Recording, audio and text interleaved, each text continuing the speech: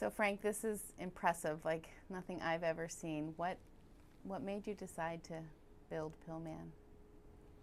I had two trash bags home full of pills since '98. For some reason, I kept saving them, and I just threw them in there. I didn't know what I was going to do. But through the years, I've done Halloween with my children, and I had different creatures, and finally, people kept saying when I started coming off of this, "What are you going to do with those? What are you going to do with those?" And every time I looked at them, I just saw me. So I says, I gotta build, I gotta build me, basically, from scratch. From where I started in '98 to 2013, I wanted to build me. So I took a Frankenstein character, I stripped him all of his clothes, and I rebuilt Frankenstein, me. So your way of representing what your life really consisted of, almost exclusively, to the exclusion of family and friends and anything else. This was sort of the totality of your life. Take us back to '98. What kind of injury did you have? How did this all start? Well, I was driving down. Well, I used to be a painter and a wallpaperer, and I would work 7 days a week, and I would work up to 16, 20 hours a day sometimes, and I used my arm too much. Basically, they said it was like a baseball player, rotated cuff, whatever, but mine, it felt like it came right out of its socket. I was driving down a street, and it felt like it popped right out of its socket. So I went to the doctors, and that's where the first thing they want to do is give me pills. They didn't want to do anything else. It was pills. That's how they fixed you. That's how they take care of you, is pills, and I accepted them. So, and yeah, I accepted them too easy, way too easy. So you were in pain, got some pills, they were effective. Yeah, they were effective, yeah.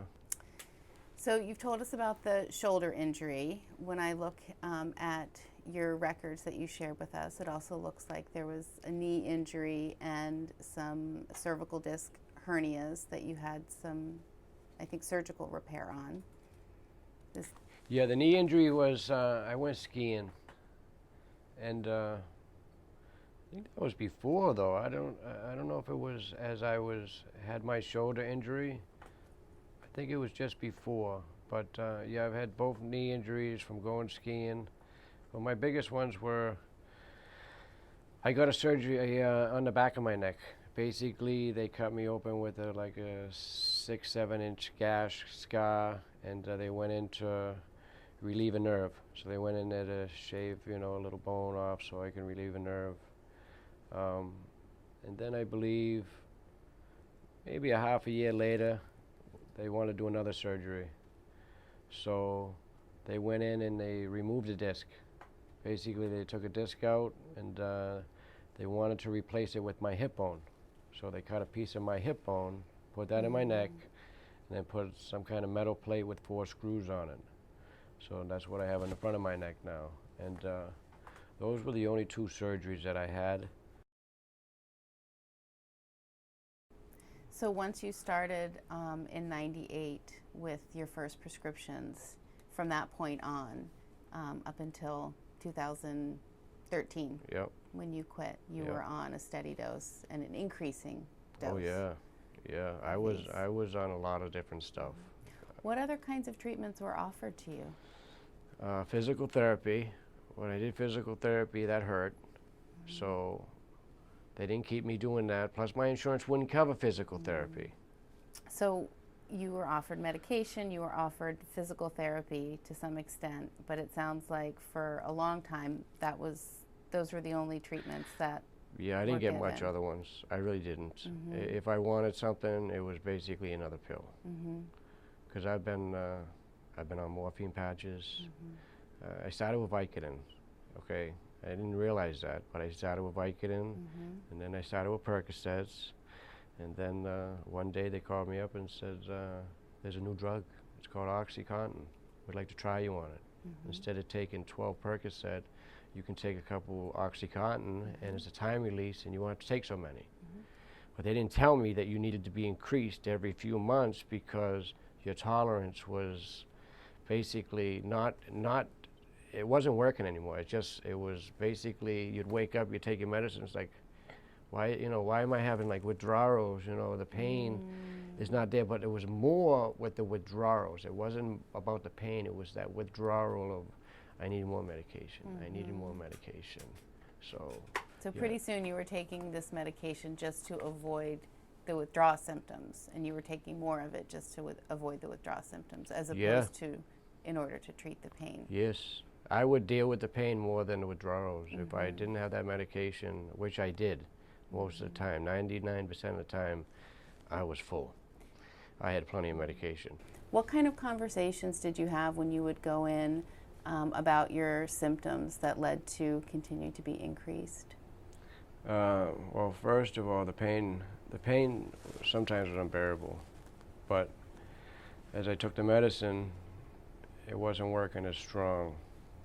At least I didn't think it was in my own head. You know what I mean? That was the thing right there. It was part of it saying, "Oh, the pain's there," but my head saying, "Man, I'm having withdrawals. Why is this? Why am I feeling so down and out of it?" And so I went to him more than one time, and I would say, this drug is doing some weird things to me. Because at first, see, he didn't tell me about the side effects. Because he didn't know about the side effects, okay? They didn't tell him, okay? When they came out with this medicine, they told him that it was for chronic pain, okay? And I definitely had chronic pain without a doubt. I had it, I woke up, and I went to bed. I mean, 24/7, I was in some serious, serious pain.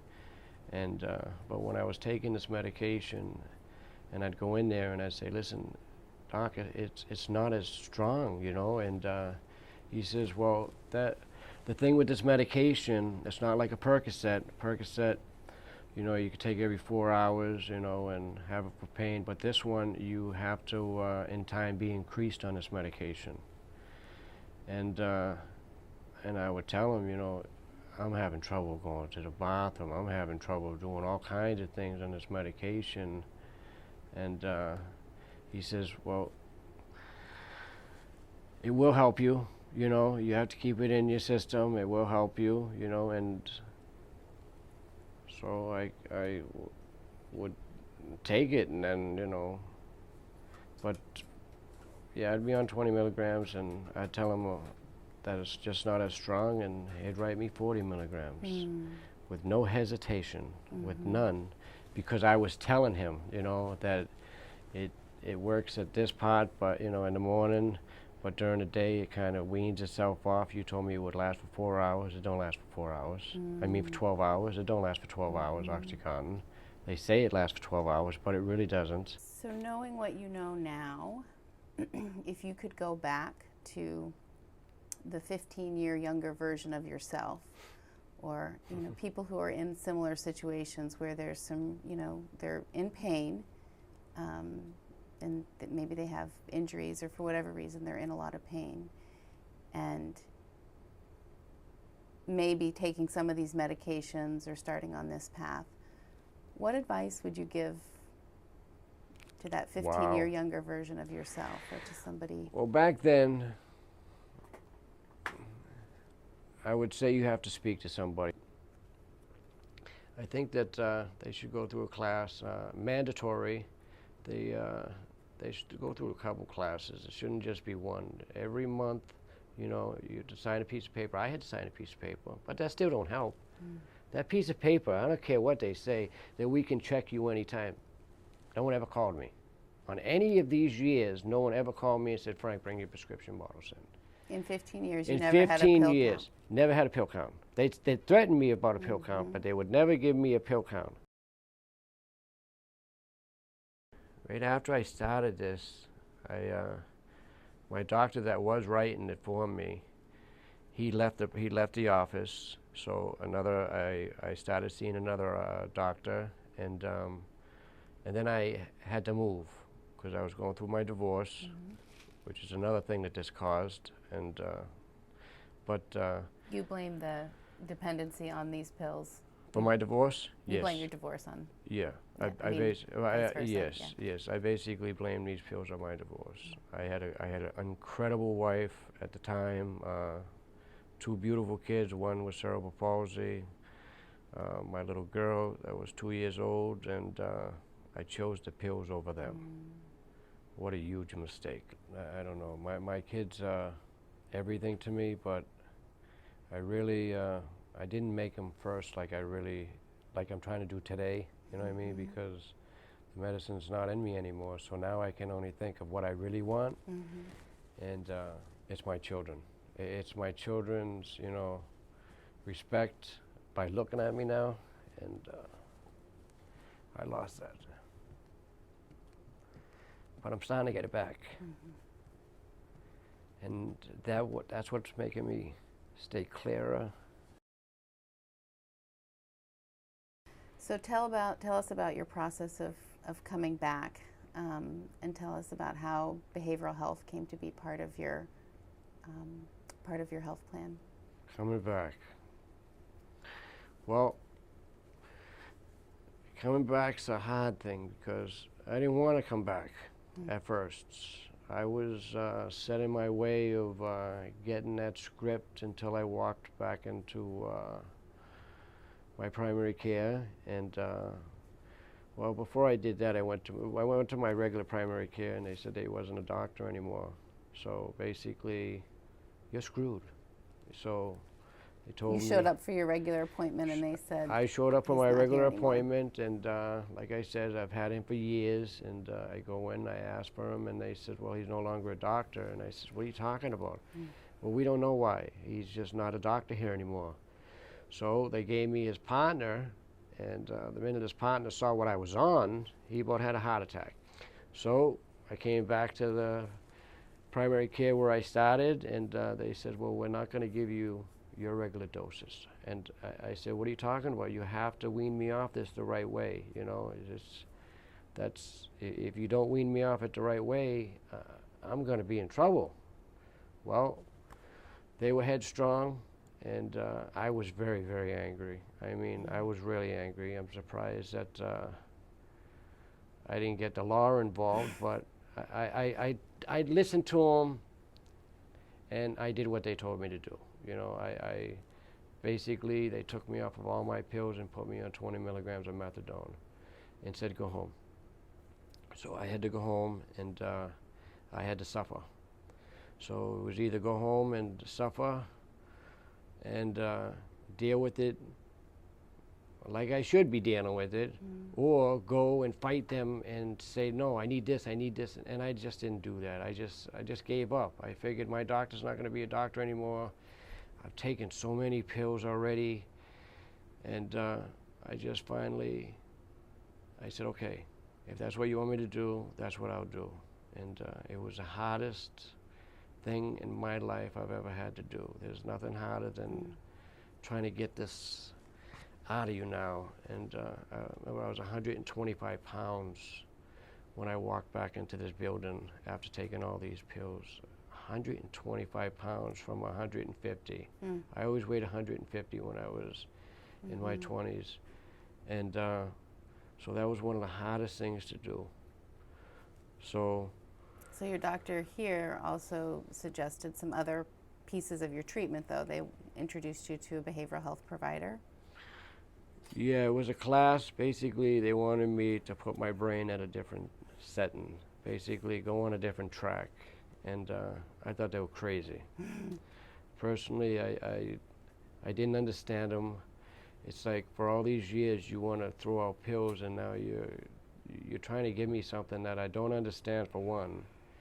And for me to have my mind on a set, it was still full with opiums. So I wasn't listening to them. I was like totally against everything that they had to say, and I totally fought the whole thing.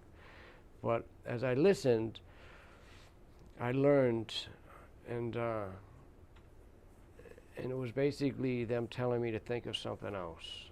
So I put my mind on my daughter, and that's one of my favorite stories I can tell. They say put your mind somewhere like for laughter or just on a different track. Don't you know, as your pain comes, think of something that wonderful happened or something, whatever, but just put it somewhere else. So I put it on my daughter. I think of her when we were going to visit the cows in Maine, and I love this story. And Daddy, can we go see the cows? And I said, yeah, we can go see the cows. And 2.5 hours later, we're in front of the cows, and she goes up like she was gonna hug him, and the cow turned around and stuck his tongue out about 12 inches, and she came hauling back, and I crying, and I just couldn't stop laughing because I thought it was so cute. I want to see him, and then all of a sudden, so now when I'm in pain, I think of that. It does help to breathe.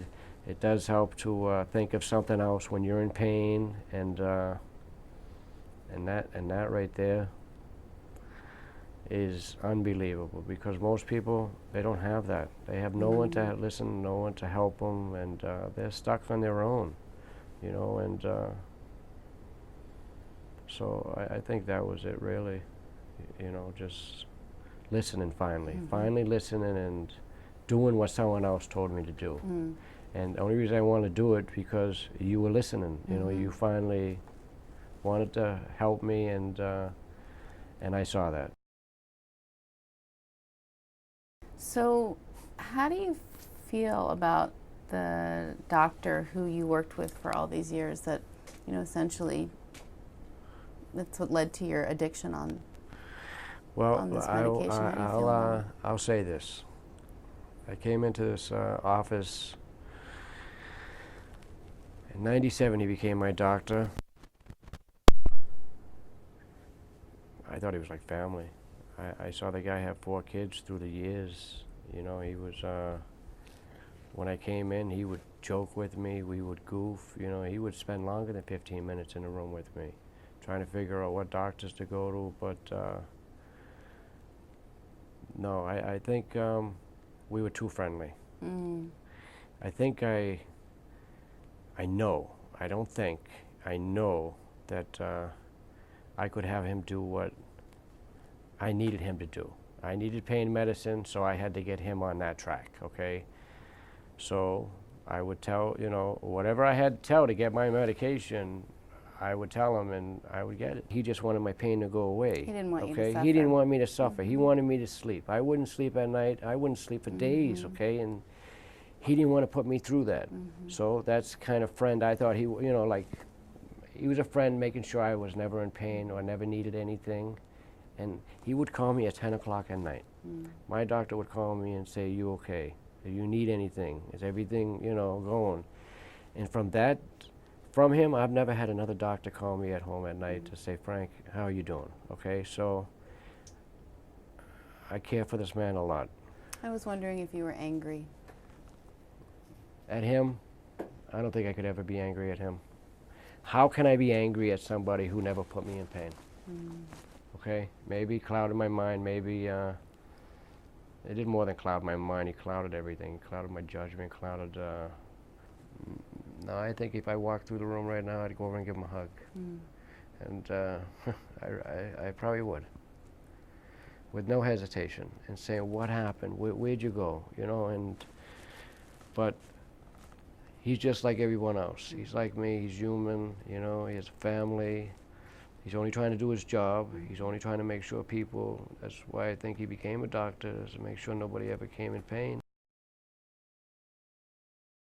Tell me the story about after you were clean and off all of these for, I think, a couple of months, and you had something happen and you were in a lot of pain and you went to the emergency department. Yeah, it was like, I think it was 3 months after I quit everything.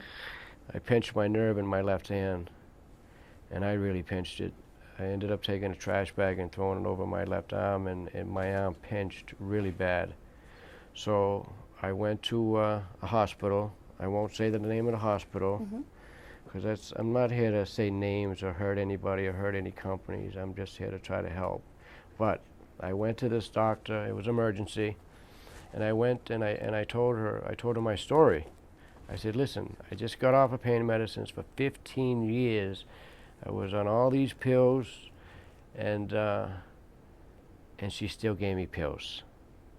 She gave me 8 Vicodin, I believe. And right after I told her everything, I was shocked that she still gave me these pills, you know, and I was shocked at myself because she didn't want to leave me in pain either. Mm-hmm. She knew when I moved my arm, it was, you could tell it was a pinched nerve, and she didn't want to let me leave that building being in pain, so she gave me 8 Vicodins. After telling her what I just did and being addicted to it, she still gave them to me. Mm-hmm. But I left that place looking at the script saying, I can't feel this. I have to go home and I got to suffer with this pain. I'm trying to make it up to my kids now, but I'll never fully make it up. I'll never do that. And so now all I can do is show them how somebody can come out of this and turn around, which I've showed a lot of people already, and a lot of people are like in the shock factor that they even seen me the way they're seeing me. That much medication and for letting it to go on, and yeah, so a lot of people are really shocked and seeing how I'm turning around. I get compliments just about every other day. I see somebody compliment, Frank, you know, you totally look 100% different, and I like that now.